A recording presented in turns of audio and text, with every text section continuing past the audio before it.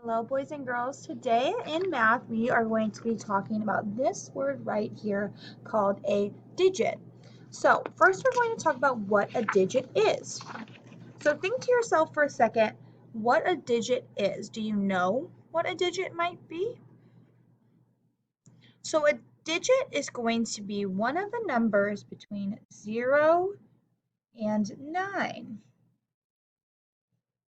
So a digit is just a number, a single number.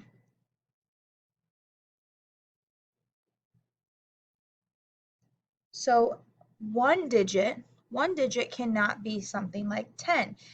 10 has two digits in it, a 0 and a 1.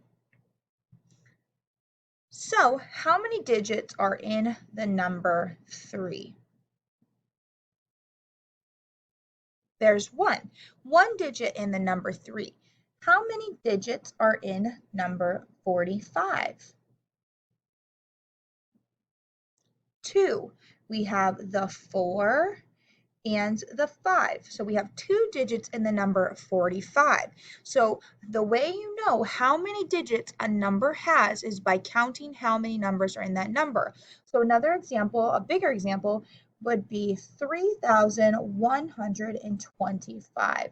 How many digits are in 3,125? Let's count. We have 1, 2, 3, 4. So this has 4 digits. Okay, so that's what a digit is. So Gabriel collects baseball cards. The number of cards that he has written with a 2 and a 5. How many cards might he have? So he has a 2 and a 5. So how many cards is that? What is this number? 25. Is there another way that we can possibly use the 2 and the 5?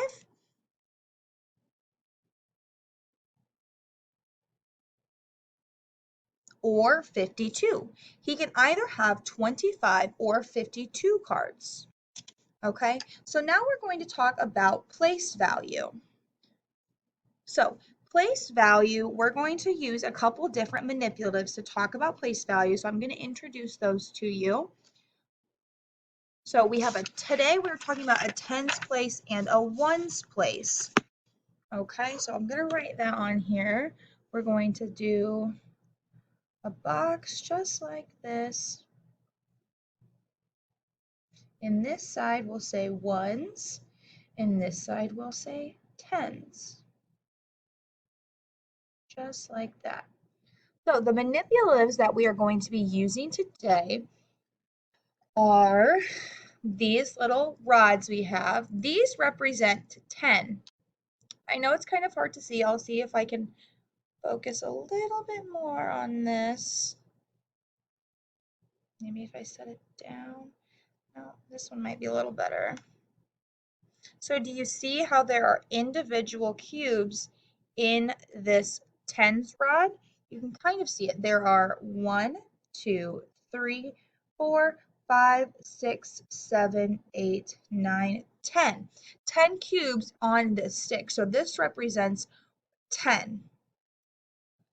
And then we have these. This represents 1. So if we line these up, we can fit 10 of these tiny cubes along the line of this stick rod. So there's 2, 3, 4, 5,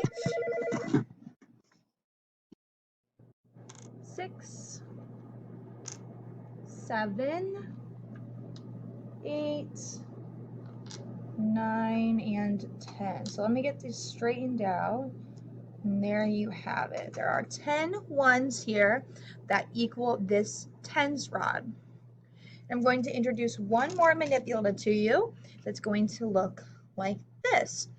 So this is worth 100. So this is for 100. So what that means is pretty much if you put 10 of these tens rods on here. So let's do that. 10, 20,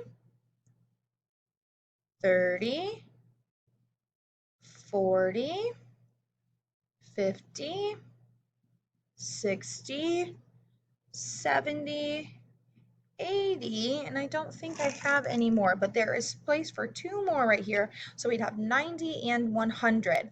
So this block right here, this flat one equals 100. So if we were saying that we had 25, the number 25, so we're going to talk about that number. So if I had two tens, I would have two of these rods, which stand for 20. And I would also have 5 ones that make the number 25. So then I would have 5 ones. 1, 2, 3, 4, 5. Just like that. So this right here, these manipulatives represent the number 25 because we have 10, 10, and 5. And we know 10 plus 10 is 20, and 20 plus 5 is 25.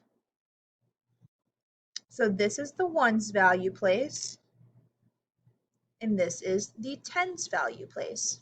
So let's try a different number. Let's try 52. So think to yourself, pause this video and think about how many tens rods we need for the number 52. We need 5. So if you thought 5, you're correct. So let's put 5 out here. So we have 1, 2, 3, 4, 5. Okay? And now ones. How many ones, how many cubes should I be putting out here? Think to yourself. Go ahead and pause this video while you think about it, and then play when you're ready. 2, because we have 2 ones. So 1, 2. So this represents 52 because we have 10, 20, 30, 40, 50, 51, 52. So this represents 52. And now I'm going to go one step further, and we are going to add a hundreds column.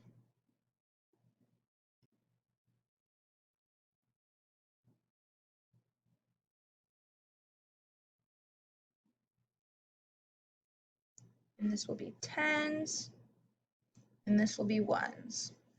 So say our number is 326. 326. So we have 326. So remember, this represents our 100, okay? So I'm going to move this down so we can see it. So how many of these should I have? It's going to be hard for me to fit this all on one screen. But pause for a second and think, how many of these sheets of 100 should I have if I have 300 in the digit? 3. We have 1, 2, and I'm going to put the third one kind of on top of that one. So 3. And so now that you've seen the 3, I'm just going to stack them just like that. I'll kind of vary them a little bit so you can see them all. 1, 2, 3. Okay, and now we have 26. How many tens rods should go in the 26? In the 20s, in the tens section? 2. So we have 2 tens rods. And then finally, for the ones sections, how many ones are going to go? How many single cubes do we need for 6? 6. So 1, 2, let me move this up a little bit. 3, 4, 5, 6. So we have 100, 200, 300, 310, 320, 321, 322, 323, 324, 325, 326. So that's how we represent that. Now, you're going to be asked to draw these specific sets of manipulatives because you don't have these at home. So when you draw them, to draw a 100s or this sheet right here, this flat surface, all you're going to do is draw a box. And I'll know that that represents 100. Okay, and now if you're going to draw tens, which is our tens rod right here, you're just going to draw a line. And if you're going to draw a 1 or a cube, all you need to do is put it down. Okay, so I know that this right here is 100, 10, and 1, so it makes 111. Okay, so remember we have 100's place value, 10's place value, and 1's place value.